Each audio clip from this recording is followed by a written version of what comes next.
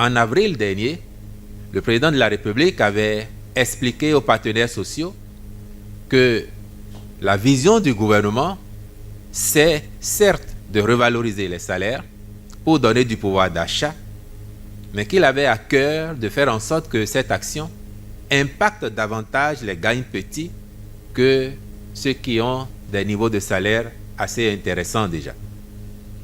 Comment on le fait en pratique pour que l'objectif soit atteint? Par le passé, dans notre pays, chaque fois qu'il y a eu revalorisation du point indiciaire ou du salaire, cela a été l'application d'un taux uniforme pour tout le monde. Pour tout le monde. Dans le cas d'espèce, si le gouvernement avait décidé, par exemple, d'appliquer un taux de revalorisation de 35%, de 40% à tout le monde, l'agent de l'État qui gagne 500 000 ou 1 million, il aura 35 ou 40% de plus. Celui qui gagne 100 000 aura 35 ou 40% de plus. À l'équilibre, on s'y perdrait parce que celui qui gagne gros aurait davantage gros, alors que celui qui gagne petit resterait dans la même fourchette. Or, il s'agit de relever un peu le niveau de vie de ces personnes-là. Et c'est pour ça que nous avons fait le choix d'une approche en deux temps.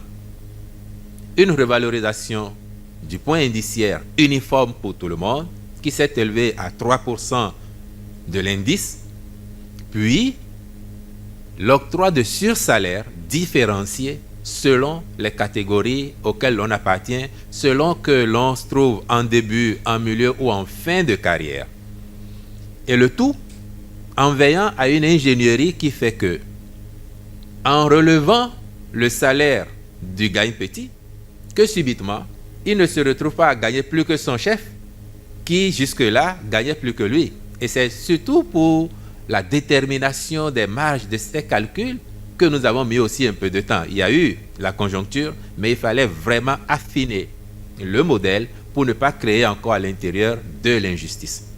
Et c'est pour ça que quand vous prenez certains corps, vous allez voir par exemple qu'en début de carrière, on peut avoir 56% de plus sur son revenu actuel net. Vers le milieu de carrière, on est peut-être à 32, 34, 35% de plus, alors qu'en fin de carrière, on se retrouverait à 20, 25% ou 15% selon les catégories et selon les corps auxquels l'on appartient.